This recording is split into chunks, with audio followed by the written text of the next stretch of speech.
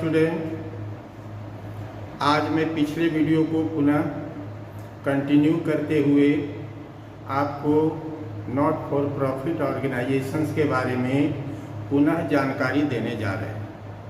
अर्थात जानकारी बिल्कुल पुख्ता हो तभी आप कुछ कर सकते हैं। अर्थात आधा अधूरे ज्ञान से हम अकाउंटेंसी में कुछ भी नहीं कर सकते हैं। इसीलिए ज्ञान जब भी हो तो पूरा हो। मेरा हमेशा यह मानना रहेगा कि अधजल गगरी छलकत जाए, ज्ञान कभी अधूरे रूप में प्राप्त नहीं होना चाहिए। इसी कारण से मैं आपको हमेशा तरह तरह से समझाने का प्रयास करता हूँ कि भाई, कल भी मैंने कहा था कि नॉट फॉर प्रॉफिट ऑर्गेनाइजेशंस कोई अजूबा नहीं है, बल्कि आप एक सिंपली फाइनल अकाउंट बनाने जा रहे हैं। कुछ ऐसे संगठन के, ऐसे ऑर्गेनाइजेशंस के जिसका उद्देश्य किसी वस्तु अथवा सेवा में डील नहीं करना है। दैट मीन्स हम कोई खरीद बिक्री नहीं करते, जबकि ट्रेडिंग इंस्टीट्यूशन में खरीद बिक्री का काम होता है। अर्थात क्रय विक्रय से ही प्रायः व्यापार के लाभ कमाए जाते हैं इन ट्रेडिंग इंस्टीट्यूशन, जबकि नॉट फॉर प्रॉफिट ऑर्गेनाइजेशन इसका उद्देश्य लाभ कमाना नहीं होता है। यही कारण है कि हम कोई वस्तुओं का आदान प्रदान, क्रय विक्रय इत्यादि नहीं करते। स्वाभाविक रूप से एक व्यापार में हमारा सैकड़ों लोगों के साथ लेन देन करना पड़ता है। वह सब सैकड़ों लोग को हम एक शब्द में कहते हैं कस्टमर, ग्राहक। लेकिन नॉट फॉर प्रॉफिट ऑर्गेनाइजेशंस में कोई ग्राहक नहीं होते। ग्राहक नहीं होते बल्कि डोनर होते हैं। डोनर का मतलब जो प्रायः इस प्रकार के संस्थाओं को चलाने के लिए धन के रूप में अपना कुछ न कुछ अंशदान देते हैं ताकि समाज की सेवा की जा सके। सेवा कार्य में प्राय बहुत सारे संस्थान जुड़े हुए होते हैं जिसको आय के स्रोत के रूप में प्राय लोगों का डोनेशन, सब्सक्रिप्शन इत्यादि प्राप्त होते हैं। यही कारण है कि नॉन ट्रेडिंग इंस्टीट्यूशंस के अंतर्गत कोई कस्टमर नहीं होते, कोई ग्राहक नहीं होते, बल्कि डोनर होते हैं। डोनर का मतलब जो दान देने वाले होते हैं वो डोनर कहलाते हैं, जबकि एक ट्रेडिंग इंस्टीट्यूशन में ग्राहक होते हैं। अर्थात ग्राहकों से प्राय लेन देन करते हैं, कभी खरीदते हैं, कभी बेचते हैं, कभी प्राप्त होता है। अर्थात अगर हम अंतर को, ट्रेडिंग और नॉन ट्रेडिंग के अंतर को अगर अच्छी तरह समझेंगे तो एक और अंत में आप यही कहेंगे कि वास्तव में दोनों एक ही चीज है, केवल बनाने के तरीके अलग इसलिए हो जाते हैं क्योंकि दोनों के द्वारा रखी जाने वाली पुस्तकें अलग प्रकार से रखी जाती है। कल भी मैंने चर्चा किया था कि एक ट्रेडिंग इंस्टीट्यूशन में रोजनामे बनाए जाते हैं, खाते रखे जाते हैं, शेष निकाले जाते हैं, शेष के द्वारा तलपट बनाए जाते हैं, तब तलपट का conversion trading PL account and balance sheet में होते हैं। यद्यपि नॉन ट्रेडिंग इंस्टीट्यूशन में केवल कैश बुक रखे जाते हैं, अन्य कोई खाता नहीं रखा जाता है। तो अंतर समझ नहीं है, अन्य खाता नहीं रखा जाता। ऐसा बात नहीं है कि नॉन ट्रेडिंग इंस्टीट्यूशन में उधार लेन देन नहीं होते होंगे, उधार लेन देन वहाँ भी होते हैं, लेकिन उसके लिए कोई खाता आवश्यक रूप से नहीं खोला जाता है, बल्कि एक मेमोरेंडम बुक, जिसको स्मरण वही कहते हैं, उस मेमोरेंडम बुक में इन बातों को लिखा जाता है ताकि कोई बात छूट नहीं जाए। अर्थात यह किसी खाते का अंग नहीं होता है, बल्कि मैं अपने स्मरण के लिए स्मरण वही बनाकर रखता हूँ। जबकि एक व्यापार के अंतर्गत cash book plus subsidiary book, cash book तो मेन होते हैं जिसको प्रिंसिपल बुक और सब्सिडियरी बुक भी कहा जाता है। कुछ सब्सिडियरी बुक केवल 7 होते हैं, sales book, purchase book, sales return book, purchase return book, bills receivable book, bills payable book, proper journal. अर्थात एक ट्रेडिंग इंस्टीट्यूशन के अंतर्गत इतने सारे खाते अलग अलग तरीके से खोले जाते हैं, प्रॉपर जर्नल बनाए जाते हैं, रेक्टिफिकेशन एंट्री बनाए जाते हैं, मीन्स रोजनामचे तरह तरह से बनाए जाते हैं। फिर इसे खातों में पोस्टिंग किया जाता है, शेष निकाला जाता है, तत्पश्चात तलपट बनाया जाता है। जब हम तलपट और फाइनल अकाउंट की बात कर रहे थे तो बताए थे कि तलपट बनाना किसी दोहरा लेखा प्रणाली का अंग नहीं है, अनिवार्य नहीं है। अर्थात बिना तलपट के भी हम trading account, PL account and balance sheet बना सकते हैं, लेकिन तलपट एक सादे पन्ना पर बनाया जाता है। इसका उद्देश्य सिर्फ इतना ही होता है ताकि आगे की क्रिया को संपन्न करने में आसानी हो, वरना तलपट अनिवार्य नहीं होता है। इसे किसी खाता बही में नहीं बनाया जाता है, इसे एक सादे पन्ने पर बनाया जाता है। ठीक उसी प्रकार नॉन ट्रेडिंग इंस्टीट्यूशंस में सिर्फ कैश बुक होते, अर्थात और कोई अगर आवश्यकता होती है तो उसके लिए मेमोरेंडम बुक रखे जाते हैं, इसलिए हमने लिख दिया cash book plus memorandum book. Memorandum book अपने स्मरण के लिए बनाया जाता है, अर्थात इसी मेमोरेंडम बुक में कुछ ऐसी ऐसी बातों का पता चलता है जिसका बनाने में हम आवश्यक रूप से प्रयोग करते हैं। तो उसी प्रकार ये रिसिप्ट एंड पेमेंट अकाउंट या ये ट्रायल बैलेंस दोनों ही प्राय व्यापार में बनाना आवश्यक नहीं है, अर्थात यह दोहरा लेखा प्रणाली का अंग नहीं है। न तो ट्रायल बैलेंस अंग है, न तो रिसिप्ट एंड पेमेंट अकाउंट अंग है। अर्थात इसको बिना रखते हुए हम डायरेक्ट कैश बुक से भी income and expenditure account and balance sheet बना सकते हैं। तो बच्चों, यहाँ फिर वही बात हुई कि रिसिप्ट एंड पेमेंट अकाउंट हम क्यों बनाते हैं। कैश बुक तिथिवार लिखे जाते हैं, इसीलिए उसे समराइज करके एक रिसिप्ट एंड पेमेंट अकाउंट बनाए जाते हैं। That means receipt and payment account cash book का ही एक सारांश होता है। ठीक उसी प्रकार जिस प्रकार तलपट खातों का सारांश होता है, अर्थात तलपट बनाना भी अनिवार्य नहीं है, रिसिप्ट एंड पेमेंट अकाउंट बनाना भी अनिवार्य नहीं है, क्योंकि यह दोनों दोहरा लेखा प्रणाली का अंग नहीं है।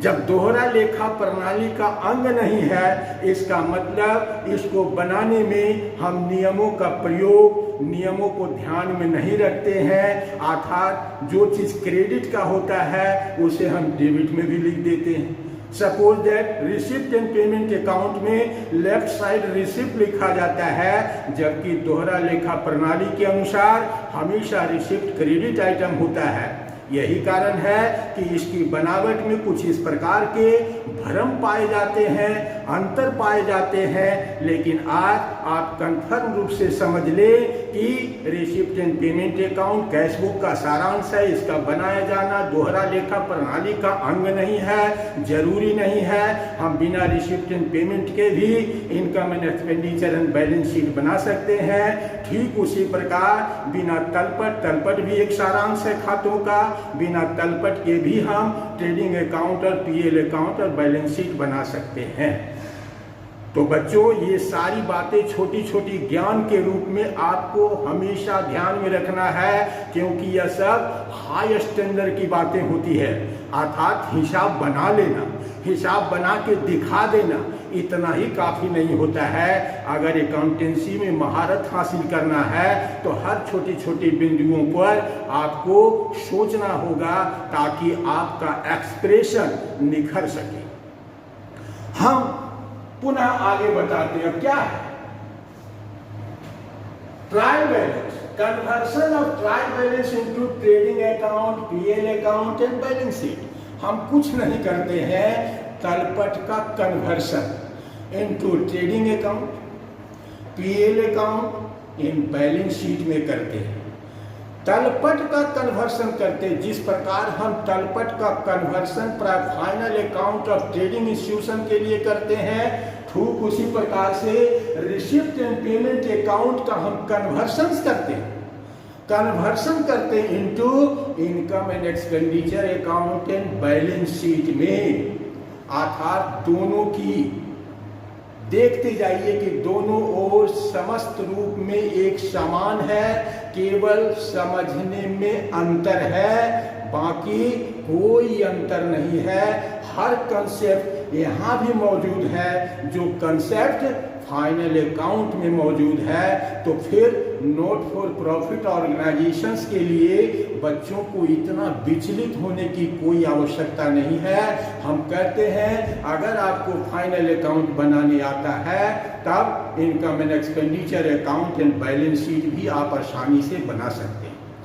दोनों में हम एक कंपैरिजन करते हैं, इसलिए ऊपर में हमने लिख दिया, कहीं कंफ्यूज नहीं हो जाए तो हमने लिख दिया final account of trading institution, trading organisation, और final account of non trading organisation, जिसे आप not for profit organisation, non profit organisation जिस नाम से जानिए।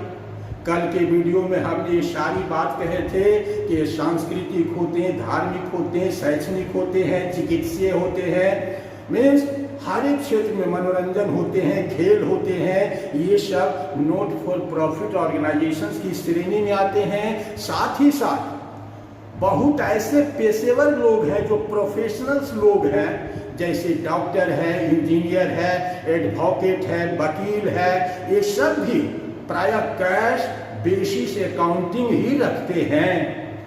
तो न केवल धार्मिक और सांस्कृतिक संगठन बल्कि पेशेवर संगठन भी अपने बहियों को कैश बेसिस ऑफ अकाउंटिंग के द्वारा मेंटेन करते हैं। अर्थात एक चार्टर अकाउंटेंट, एक इंजीनियर, एक वकील का भी हम उसी प्रकार से फाइनल अकाउंट तैयार करते हैं जिस प्रकार से नॉट फॉर प्रॉफिट ऑर्गेनाइजेशन, अर्थात इसका उद्देश्य लाभ कमाना नहीं होता है, इसलिए ट्रेडिंग नहीं है, और प्रोफेशनल लोग में भी प्रायः वस्तुओं का खरीद बिक्री नहीं किया जाता है, उसके भी ज़्यादातर आगमन रुपये में होता है और निर्गमन भी रुपये में होता है। इसलिए जितने भी पेशेवर लोग होते हैं, चाहे वो चार्टर अकाउंटेंट हो, वकील हो, इंजीनियर हो, कोई भी हो जो प्रोफेशनल कहे जाते हैं, वो भी अपना वार्षिक खाता इसी प्रकार के नियमों से बनाते हैं। अर्थात दोनों में कोई अंतर नहीं होता है, चाहे वह not for profit organisation, non trading organisation हो या प्रोफेशनल लोग हैं, ये सब अपने खाते कैश बेसिस पर रखते हैं। इसीलिए कैश बेसिस के लिए ये सब आवश्यक होते हैं। यह एक्यूरल बेसिस होते हैं, इसलिए इसकी आवश्यकताएं अलग होती है।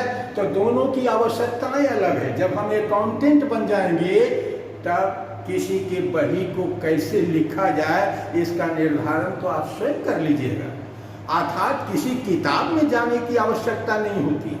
आप तरह तरह से ज्ञान को इसी तरह अर्जित कर रहे हैं ताकि हम किसी भी व्यापार के वार्षिक खाते को ऑन दिस कंसेप्ट, इसी कंसेप्ट के आधार पर हम बना सकें। अर्थात व्यापार चाहे जितने हजारों की संख्या में क्यों न हो, सब अपना एक वार्षिक खाता बनाते हैं और वार्षिक खाता बनाने के यही कंसेप्ट को वो भी फॉलो करते हैं। बस कठिनाई केवल व्यापार के अंतर्गत आ जाती है, कुछ न्यू टर्मिनोलॉजी को लेकर, मीन्स नए नए शब्दों को लेकर हमारे समक्ष कुछ कठिनाई आ सकती है। लेकिन 70 और 80% कुछ आइटम ऐसे होते हैं जो प्राय सभी प्रकार के व्यापार में पाए जाते हैं, दैट मीन्स सैलरी और रेंट। लेकिन कुछ आइटम ऐसे होते हैं जो किसी एक खास प्रकार के ही व्यापार में पाए जाते हैं। वो अगर उसको समझ लिया जाए तो किसी भी व्यापार के वार्षिक खाते को बनाना आपके लिए मुश्किल का काम नहीं होगा। मैं हमेशा कहता हूँ, मैं वीडियो बहुत ही छोटे शहर में बनाता हूँ, सीमित संसाधनों से बनाता हूँ, हमारे पास कोई हाई फाई टेक्नोलॉजी नहीं होती है, लेकिन हमारा कंटेंट इतना मजबूत होता है कि वह किसी भी प्रकार से हाईटेक क्लासरूम या हाईटेक टेक्नोलॉजी का मुकाबला कर सकता है। तो बच्चों, इस बात को हमेशा ध्यान रखिए। इसलिए हम बार बार हर वीडियो में कहते हैं, compare to other video content, अर्थात नॉट फॉर प्रॉफिट ऑर्गेनाइजेशंस के लिए न जाने कितने वीडियो यूट्यूब पर भरे पड़े हैं। आपको करना क्या है, आप पढ़िए हमारे कंटेंट को भी और पढ़िए बड़े बड़े कंटेंट को, बड़े बड़े वीडियो बनाने वाले को, और कंटेंट में अगर अंतर मिले, अगर लगे कि नहीं यह कंटेंट अन्य सभी से भिन्न है और एक वाजिब है, सही है, तो जरूर हमारी वीडियो को देखकर लाइक, शेयर और सब्सक्राइब करते रहें, ताकि मैं भी आपके लिए निरर्थक नए नए कंसेप्ट की उत्पत्ति आपको बताने के क्रम में कर सके। फिर आती है बात एडजस्टमेंट की। तो क्या हुआ, हम चाहें तो ट्रायल बैलेंस का कन्वर्सन है trading PL and balance sheet में, वहाँ रिसीप्ट एंड पेमेंट अकाउंट का कन्वर्सन है income and expenditure and balance sheet में, इसमें भी एडजस्टमेंट होते हैं, इसमें भी एडजस्टमेंट होते हैं। अंतर कहाँ पड़ता है, तो अब इसको मिटाने के बाद अब आपको कुछ अंतरों की बात को समझाते हैं, जिसके चलते लगता है कि नॉट फॉर प्रॉफिट ऑर्गेनाइजेशन एक नायाब चीज है। कोई नया चीज नहीं है, सब पुरानी बातें हैं। अब इसको मिटाते हुए पुनः मैं आपको कुछ और बातें समझाता हूं।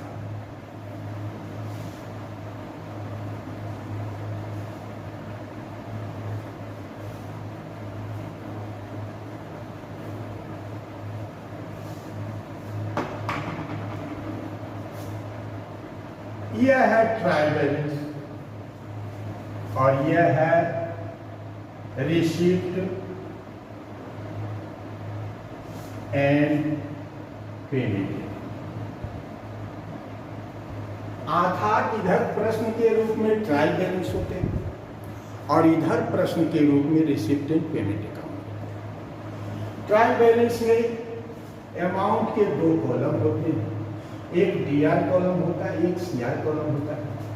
करते क्या, कुछ नहीं, जो भी खातों का शेष होता है उस शेष को उठाकर डीआर और सीआर में रख देते हैं। डेबिट शेष हो डेबिट में रख देते हैं, क्रेडिट शेष हो क्रेडिट में रख देते हैं। तो इस प्रकार से हम तलपट बनाना कहते हैं। रिसीप्ट एंड पेमेंट अकाउंट ये किससे बनाया जाता है, तो कैशबुक से बनाया जाता है। कैशबुक का सारांश अर्थात इसके दो भाग होते हैं, एक तरफ रिसीप्ट लिखा जाता है और दूसरी तरफ पेमेंट लिखा जाता है। अंतर समझिए, बहुत छोटा सा अंतर, वही अंतर आपको कठिनाई में डाल देता है जिसको नहीं समझ पाते। या ट्रायल बैलेंस हमेशा करेंट ईयर रिलेटेड होता है। दैट मीन्स इसमें जितनी भी बातें होती सब करेंट ईयर संबंधित होता है, जबकि यहाँ पर जो होते हैं वह पास्ट होते हैं, प्रेजेंट होते हैं और फ्यूचर।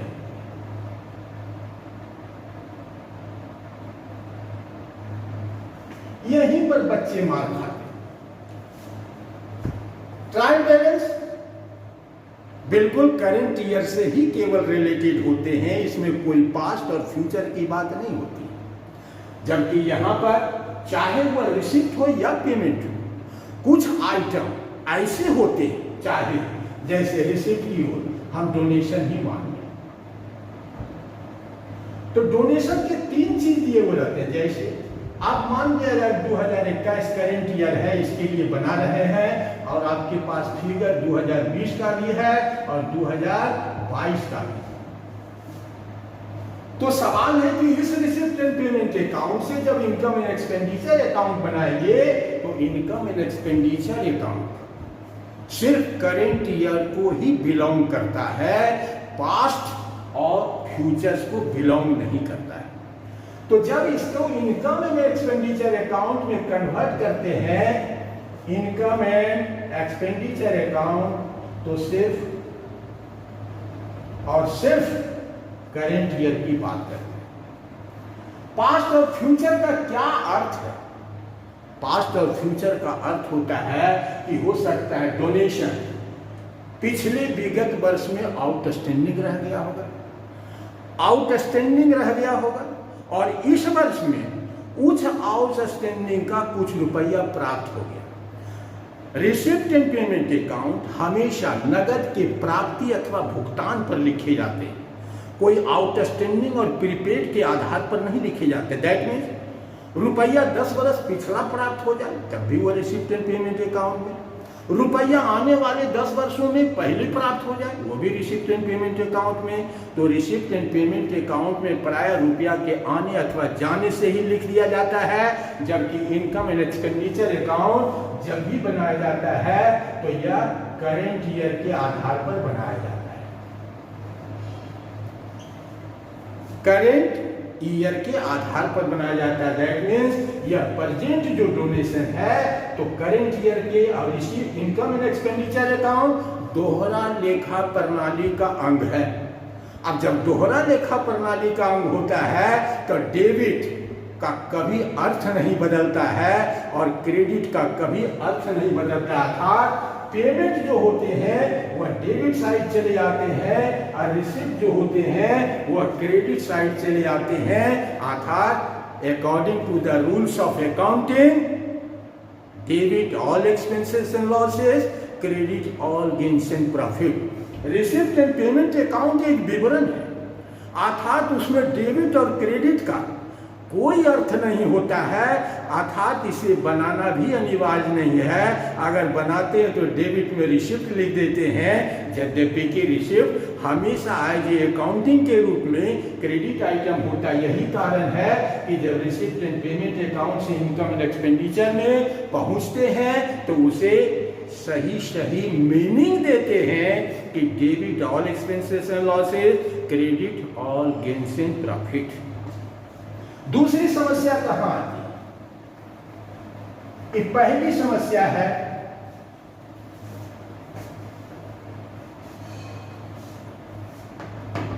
दूसरी समस्या फिर ट्रायल बैलेंस हमें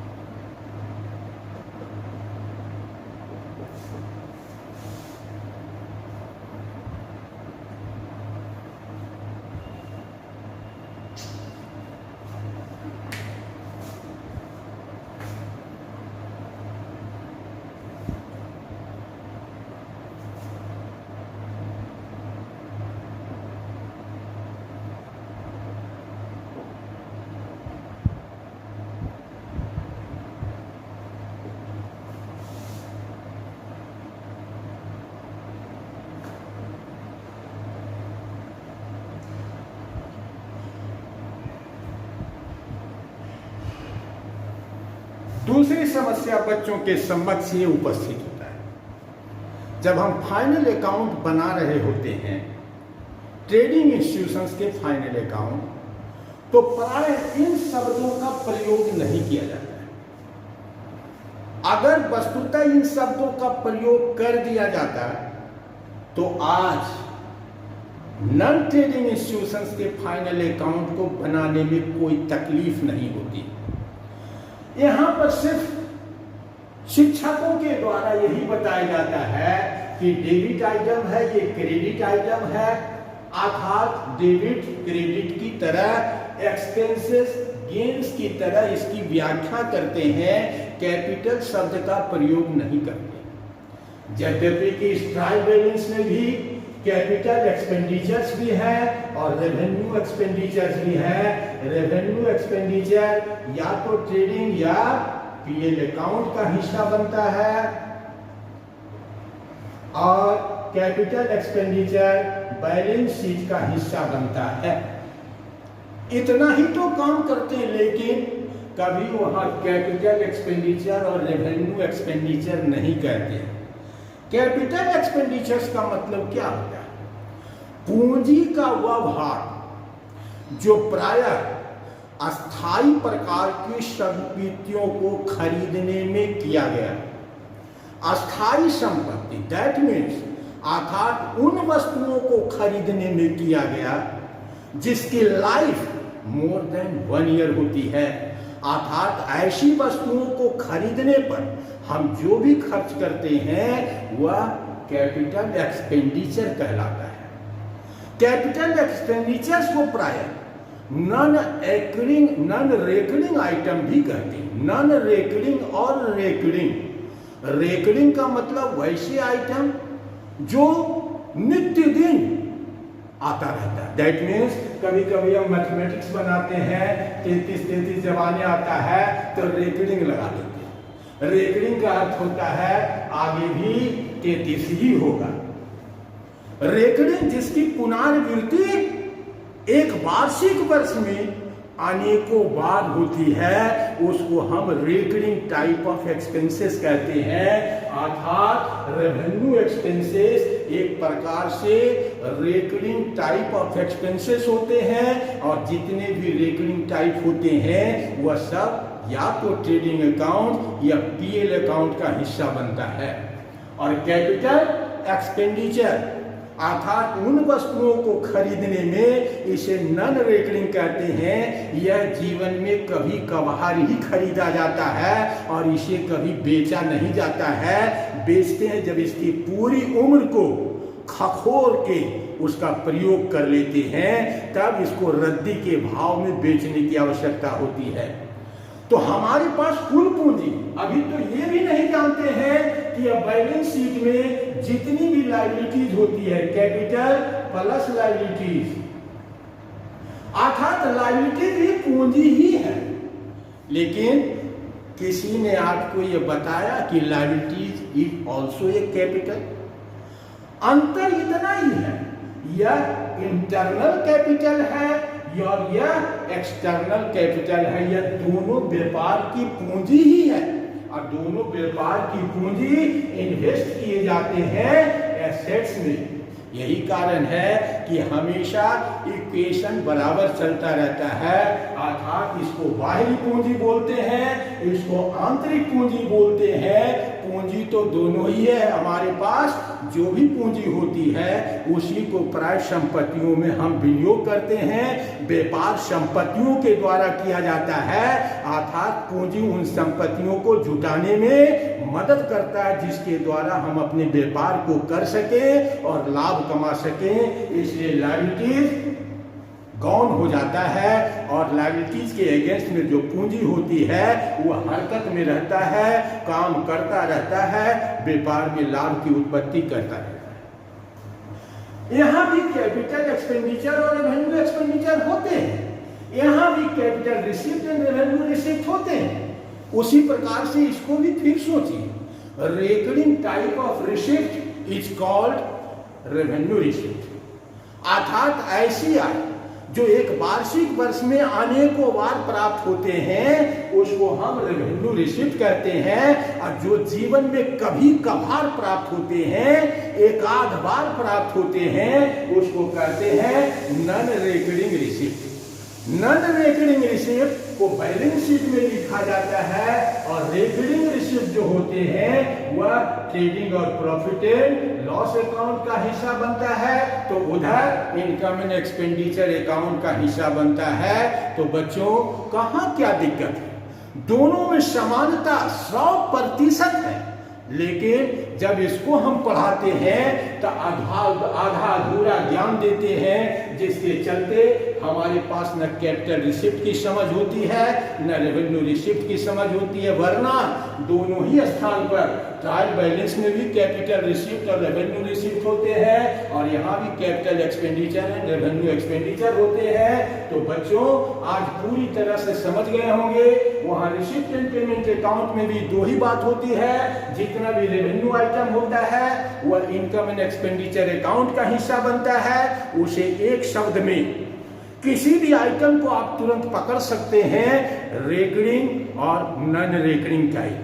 रेकरिंग का मतलब जो वार्षिक वर्ष में अनेकों बार घटनाएं रूप में घटती रहती है तो उसे रेकरिंग टाइप कहते हैं और यह इनकम एंड एक्सपेंडिचर अकाउंट में लिखे जाते हैं। और जो non recurring type of receipt होते हैं वह बैलेंस शीट के लायबिलिटीज में लिखे जाते हैं। Non recurring type of receipt को हम बैलेंस शीट के लायबिलिटीज में लिखते हैं और इस प्रकार एक फाइनल अकाउंट इधर से भी तैयार हो जाते हैं और एक फाइनल अकाउंट इधर से भी तैयार हो जाते हैं। अब बचता क्या है, तो दोनों के बीच में बचता है एडजस्टमेंट, अर्थात साधारणतः दो भागों में बिखेरने के लिए हमने काम बता दिया है।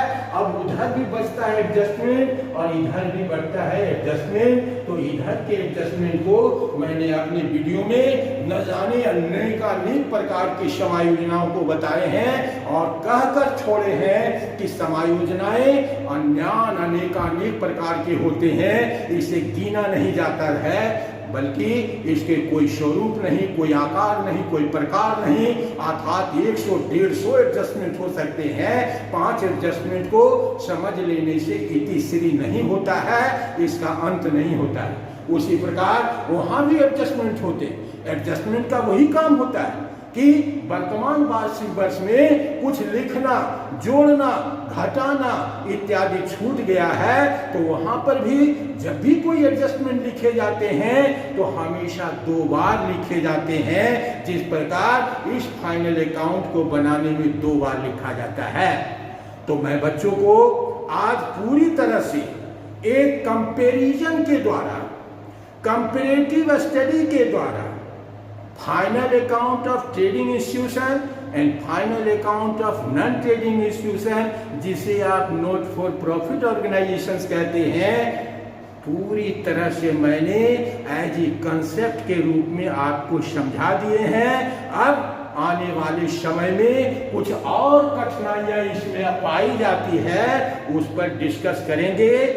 आज मैं इतना ही कहकर विराम कर रहा हूं, अतः वीडियो को जल्दी से जल्दी देखिए, लाइक कीजिए, शेयर और सब्सक्राइब कीजिए ताकि फिर नेक्स्ट वीडियो को बनाने में मेरा आनंद बढ़ा हुआ रहे। तो आज के लिए इतना, मिलते हैं अगले वीडियो में, तब तक के लिए जय हिंद।